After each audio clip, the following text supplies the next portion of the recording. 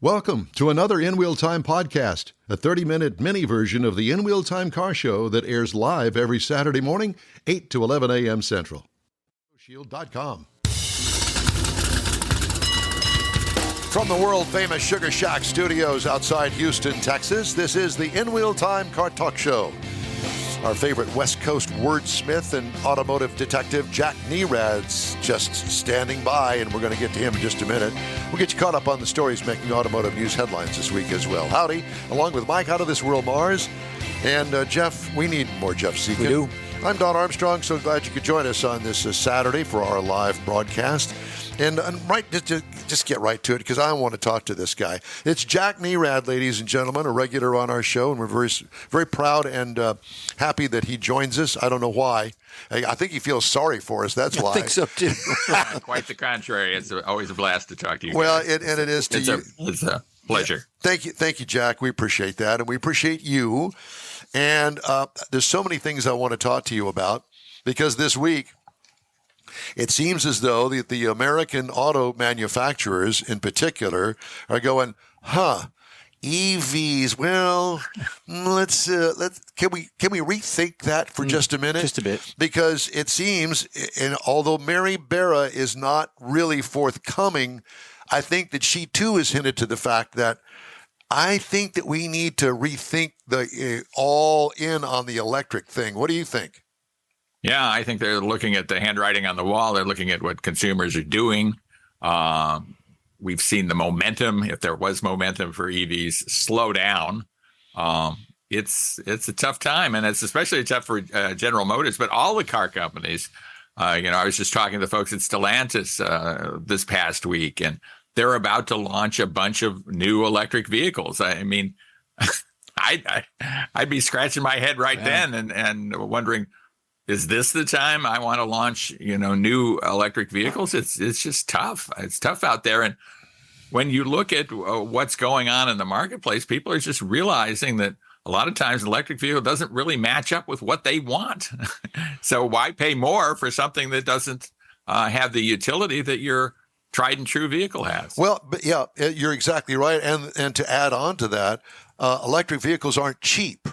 And, right. and to saddle yourself with, a $70,000 electric car, and that's just right on the kind of like the mid-level there, you're going to go, do I really want to saddle myself with this? We don't have totally the infrastructure to support an electric car. And I think that a lot of electric car owners are beginning to realize that it's not as easy as it sounds to try to find a charger when you need a charger. And the carrot also was the tax incentives. Yeah. That's gone away, or somewhat. Well, to some extent, it's gone away, and it's changed, certainly. And a lot of people now have to lease. You have to lease an import vehicle, basically, to get the benefit of the tax credit. And not everybody wants to lease. It's not necessarily the best financial decision overall to lease a vehicle. So, well, Jack, there's a lot of things standing in the way. Yeah, exactly. As you mentioned. Well, the other thing is, too, and you mentioned Stellantis. I heard a rumor, and it was just a rumor, that they may be looking at selling and joining forces with Renault. That is a hot rumor, and we've reported that on the our radio show as well. I mean, and who knows? I mean, the French government owns pieces of both of those companies, so it's not as simple as it would be to avoid something like that. I think the Stellantis people are not necessarily enthusiastic about joining with Renault. Maybe some are, maybe some aren't. What would be the advantage of that merger, if you want to call it that, or buy? Well, I think we've always had overproduction in the car industry. I guess we didn't have it during COVID, but largely there are too many car companies, too many brands, chasing too few customers. And so if you could consolidate, you can get some economies of scale by doing that and eliminate some brands. Where it's scary for Stellantis is, what do you do with the Chrysler brand? What's going to happen with the Dodge brand that is really in transition right now? Would those just go away? I mean, Jeep and Ram, very high volume profitable entities. But the others, I don't know. I don't know if they could survive such a thing. There's not much kind of left surprising of they Chrysler. survived up till now. Well, let me ask you this. So why would a major car company called Dodge dump all that they have worked on for over a decade and with this performance thing and be very successful with the SRT and not only the Charger, but the Challenger as well, both of those cars, 1,000 horsepower. They sell every one that they make. Why would you completely get away from all of that, dump all of that, say, no, we're not going to do that anymore, and put all of your money in going into electrics or hybrids and stuff like that? You're just waving goodbye to all of that audience. Yeah. Well, I mean, look at what the landscape looked like 2 or 3 years ago, right? A lot of people were absolutely and longer ago than that, 5 years ago. There was this gung-ho belief that we had to go and we were going to go all electric. It's not happening. I mean, it's not happening out in the wild there, right? It just doesn't happen. But Jack, and it's certainly not going to happen when you're looking at $2.79 gas in Texas. Gas is even down under $5 here in California. So there's just too many obstacles, I think, to a lot of people adopting electric vehicles. If you don't have a single family home, if you don't have your own home, and probably your own garage if you live anywhere where it gets cold, having an electric car is probably a disastrous idea. It's not just a bad idea or kind of here or there. Maybe it'll work, maybe it won't. It's just a bad idea at that point. If you can't charge at home, the public charging infrastructure is so bad that, and it's not getting better. We're adding more electric vehicles, but we're not adding operating fast chargers, which is what everybody wants at the same rate. I mean, a guy was telling me that his municipality, his local town, added a bunch of level 2 chargers and threw a bunch of level 2 chargers into the mix, which doesn't do very many people a lot of good these days when if you're going to charge a full electric on a level 2 charger, it's going to be sitting there for hours. Yeah. Well, that would be more like I'm going to go to work and I'm going to plug my car in and try to regain the loss of electricity from the battery that I got going from home to work that day. That's all it would do. Yeah. That's and it's happened that, during this time, during this 5-year period, right, a lot of people are not going to work, not commuting to work like they used to. They're working from home. Where do you go where you sit someplace or you're there for hours on end? And people aren't going to the movies at the rate they used to. Maybe that's 2 or 3 hours. Maybe you go to the shopping mall occasionally for 2 or 3 hours. But even 2 or 3 hours isn't going to get you a whole lot of gain if you're sitting on a level 2 charger. Exactly. I guess the point that I'm trying to make is the fact that I think that going in, I think that most manufacturers knew going in that the best that they could do is 20% of all of their total sales on EVs. Why would you throw away cars that are attractive, that they sell, and they're gasoline motors, they get 30, 40 miles to the gallon on a hybrid, and you're going to throw all of that away and go all electric? Why would you do something like? I've never heard of this. My sense is that, say, General Motors decided, okay, we're going to be the domestic EV leader. This is our plan going forward, and so we're going all in on that. Which, if it had worked, it would have been a great plan, right? I mean, you'd maybe be ahead of your competitors.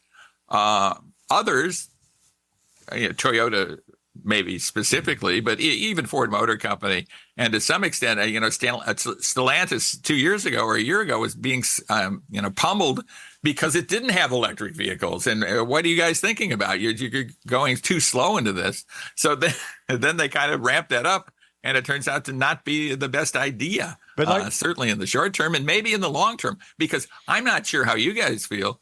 I don't necessarily see a long-term future where we're all electric. I just it doesn't make sense to me given what electrics are versus what conventional vehicles are. Well, I think that the perfect example of that would be the Ford Lightning. That's sitting on lots everywhere. They keep lowering the price of them. Ford Motor Company has already said they're going to lose $5 to $5.5 billion in this changeover to electric. Why would you not put the brakes on that? And I guess that they have, because now they've said that they're going to develop a couple of hybrids in the meantime. Well, in the meantime, it takes 2 or 3 years to make a car. You talk. Yeah, at the very least. I mean, if you're developing an all-new platform, you're probably looking at more like 5 years or something like that. So you really have to anticipate what the market is going to want.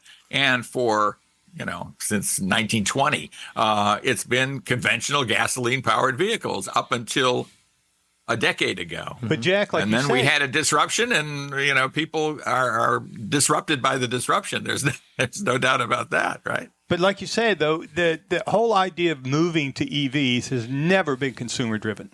I mean, we've talked about this here a lot of times. It's not consumers driving that.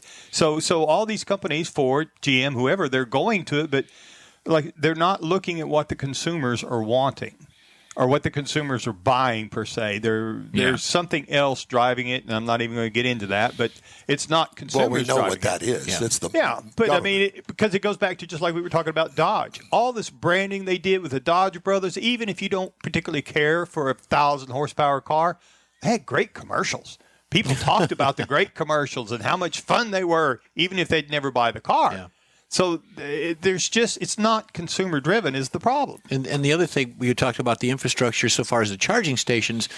In my day job, I occasionally go to a construction site for new builds of buildings, hospitals and things, and they are installing areas and segments of the parking lot in the building with chargers. I was just at one recently here in the Sugar Land area that the building opened up, and they've got 5 EV chargers segregated on the side of the building. So that it's more of a individual company putting it in rather than the government. Yeah, and hopefully they're putting in the right type of charger. Right, that I don't know. That has the right capacity and is going to match up with the technological requirements of vehicles, not just now but going forward. And a lot of various entities are installing, again, level 2 chargers, which are in a lot of ways kind of a thing of the past, not as a public charger, not very useful. Except maybe in a hotel or something like that, where you're staying overnight. Mm-hmm. So I just had a new charger installed at the Hyundai dealership. So now I got one less than 20 miles away. And I went over there 3 times and sat in line to get to that particular charger. Finally went over there at 6 o'clock one morning when it was drizzling rain. And it was a Genesis. And it was at 10%, and I let it sit there and go all the way to 100%. It took me an hour and 38 minutes. I took my truck down to the gas station and put 26 gallons of gas in it in less than 5 minutes to go 500 miles. So I got twice the range out of my gasoline vehicle versus the hour and a half I spent there charging, reading a book in the rain. Yeah, I mean, who has time to do that on a regular basis? I mean, I sure don't. But I see it all the time. I live in Southern California. I see these people sitting in their expensive Tesla vehicles at chargers. These are obviously professional people, probably making a lot of money per hour, right? When you think about it. And they're sitting there playing video games in their car or, making phone calls or stuff like that. I mean, I just don't see that as being very productive. It's up to others, though, to decide, I guess, Mike, what they want. If you were reading a book, were you reading one of Jack's books? Unfortunately, no. Okay. No, you've already read that. I already read both of them. We're waiting for the next one, Jack. Yeah, well, I'm working on it. Are you? I'm close to having another crime novel. Oh, good. It involves us. Yeah, it does, exactly. We're the crime. So you mentioned gas out there at below $5. Wow, I'm bowled over.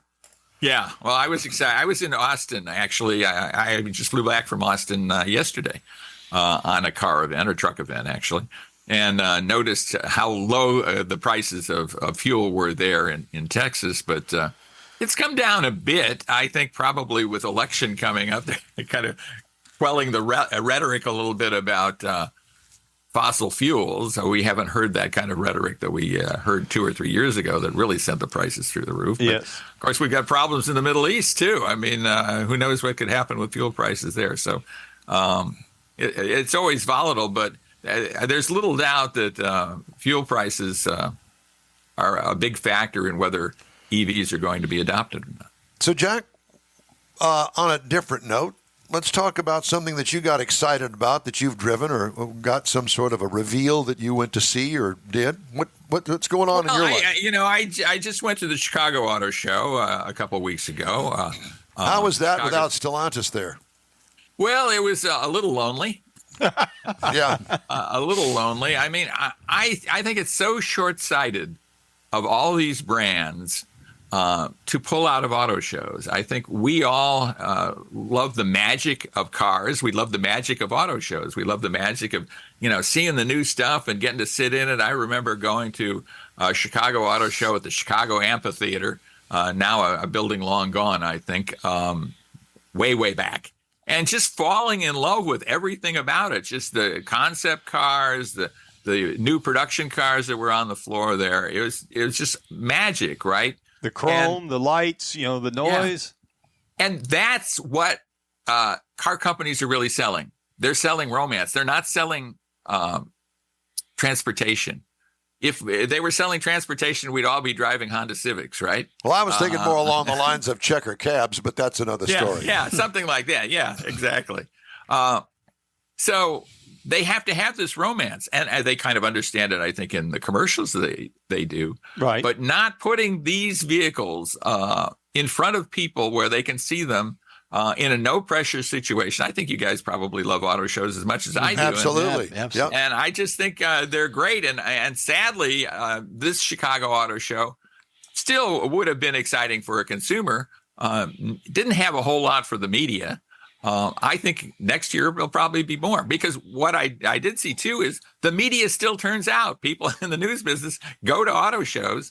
So if you have something newsworthy or even mildly newsworthy, it's a good place to get it reported. Yep. I think that's going to turn around a bit. And you talked about the romance growing up as a kid, Detroit Auto Show, Cobo Hall. You would go there, you would get all the paper brochures and the magazines. You take those homes and you read and study them about all those cars and the pretty colors, and that's how you get involved. That's the romance of it. Couldn't agree more. Yeah. Absolutely true. Have you driven anything fun and exciting lately? Well, I just did a report on the Volvo V90 cross country. It's a station wagon, isn't it? It is a station wagon, Yes. exactly. And I think a lot of auto journalists, maybe not you guys so much, but I think many of us, there's something strange in the automotive journalist genome that we love station wagons and we love hatchback. I mean, we love a lot of vehicles that maybe the typical consumer doesn't love so much. Certainly station wagons. To that end, really Jack, fun. if I may just interrupt it and say to you, I drove just recently the Subaru Impreza. It's a wagon now, and it drove great. I fell in love with that thing. Will anybody else? I don't know, but I've pumped it up as much as I could because I'm excited about it, and I'm not a station wagon guy. I love driving this V90.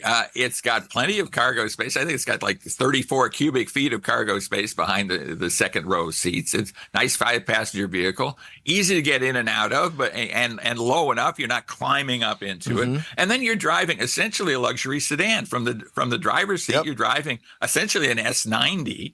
A pretty competent luxury sedan with plenty of room. So I just really like that. There's nothing startlingly new about it, quite the contrary, but it's just, pointed out to me, this is a pretty good configuration for a vehicle. And why not? Why don't we see more of these? Well, let me tell you something. So I look at the collector car market all the time. Man, I'm telling you, the Buick Estate wagon, the Chevrolet wagons from the 80s, Pontiacs, they're back the with the great big, wooden side appliques on it, and they're hot. And they look, it's like, man, I remember that. I'll bet you that thing rides like a dreamboat. And they're selling them, and they get more and more and more money for them. Yeah. Well, it makes sense. I mean, we all have nostalgia for the cars that we want to buy, right? Those collector cars. A lot of it has to do with boy, I remember that as a kid, or I really wanted to have that thing when I was 15. And now I've got some money and I'll buy one. So it makes all the sense in the world. They're pretty cool. It may not fit in the garage, but boy, it sure is cool going down the street. And when you see one going down there, you honk, you wave, you thumbs up, all of that sort of stuff. Who doesn't like that? Yeah, absolutely true. And they're pretty useful, actually. I mean, they're not necessarily fuel efficient, but otherwise haul a lot of people, as you mentioned. Hey, certainly very comfortable. They got 3 rows. Now, the third row may be facing the opposite direction. That's the beauty of it.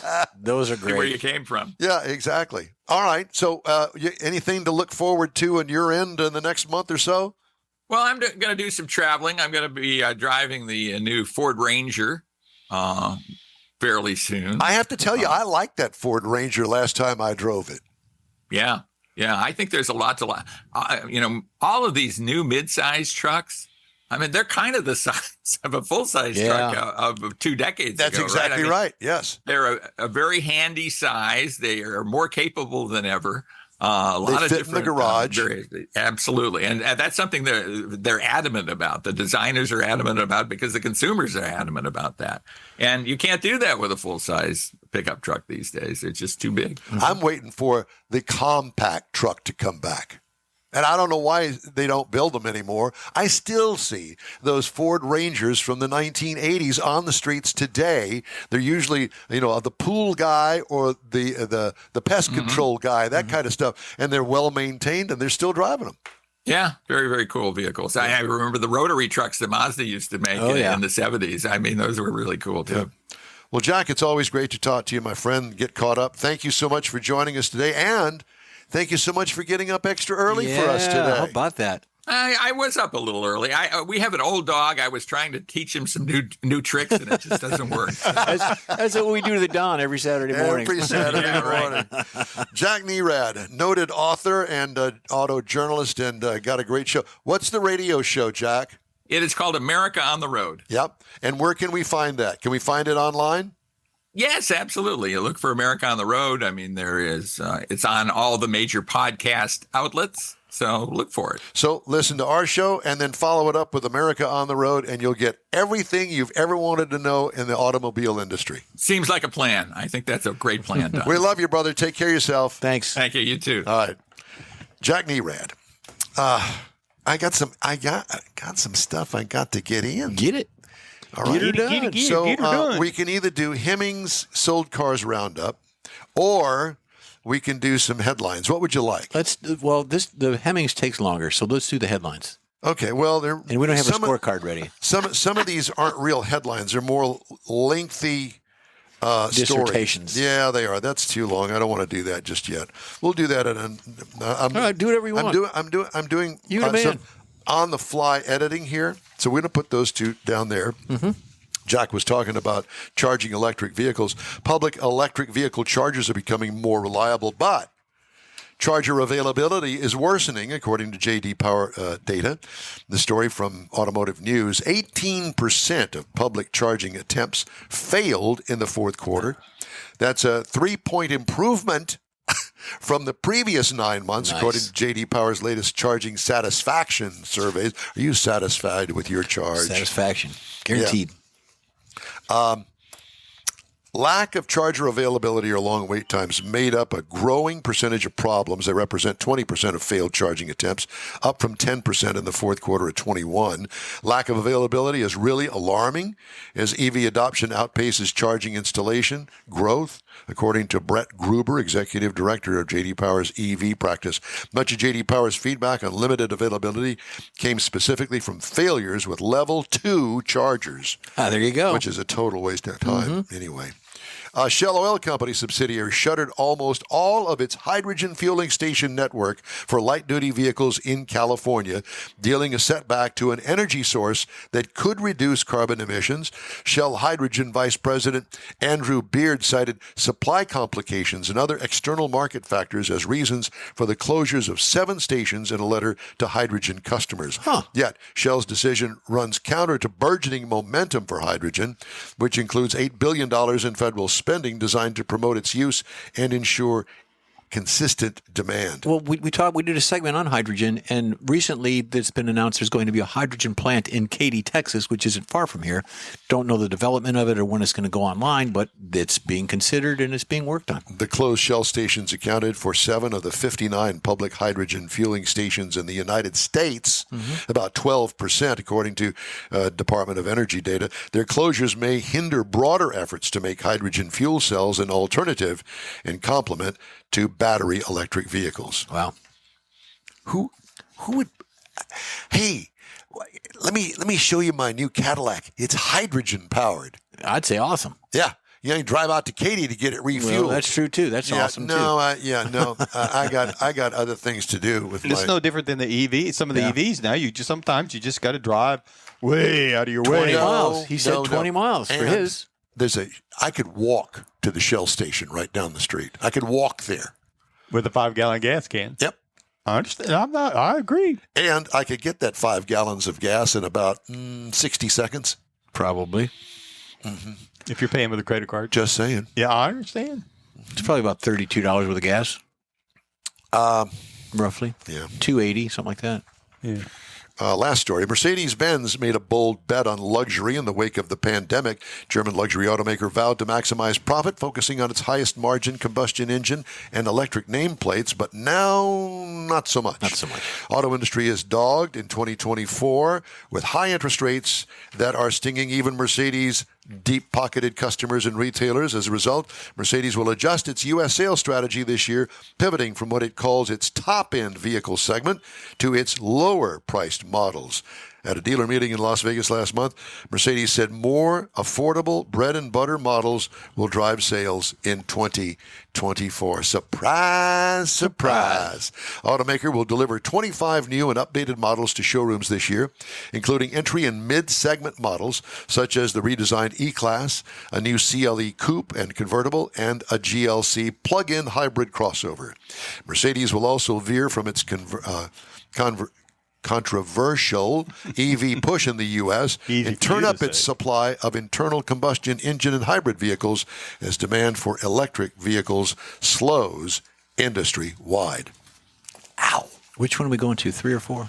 I don't know. It's going to be that one right there. Oh, we did, didn't we? We missed 3. So let's go to 4. Guess what? Yeah, we did. So let's do talking with Jack. Which one? Let's do the first one first. The 3. Okay, yeah.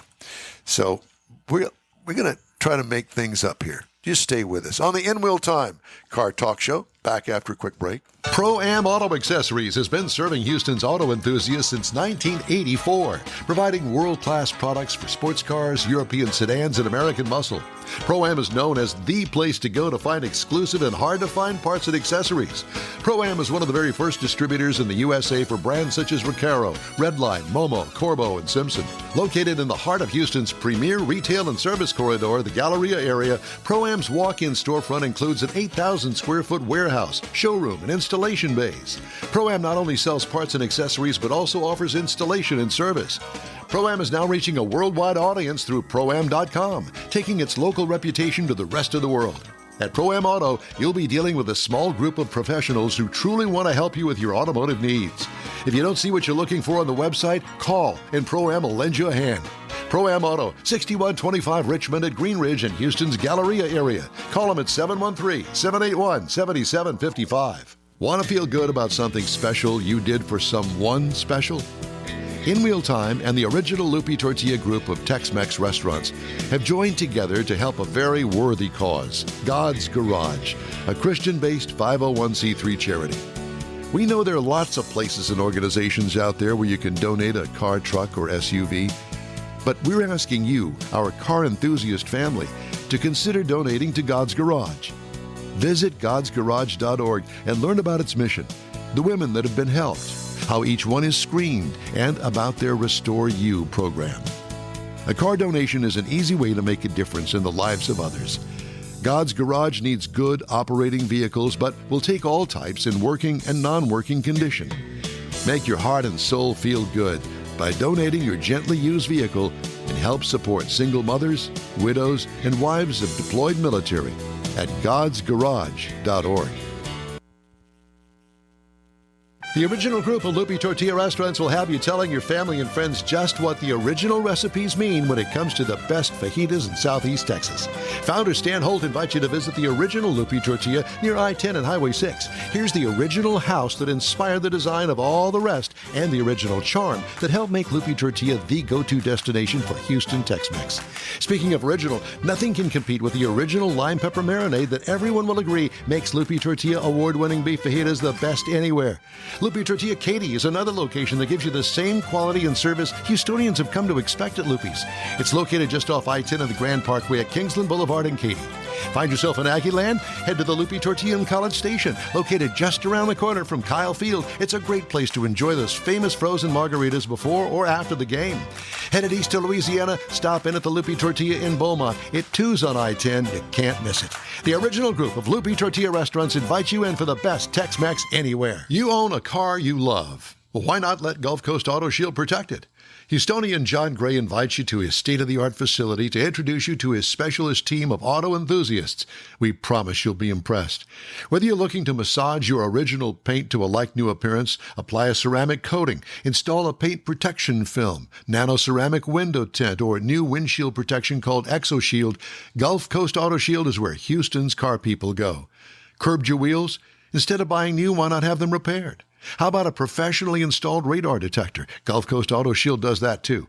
Get a peek inside the shop and look at the services offered by getting online and heading to gcautoshield.com. Better yet, stop by their facility at 11275 South Sam Houston Tollway, just south of the Southwest Freeway, and get a personal tour. Gulf Coast Auto Shield is your place to go for all things exterior.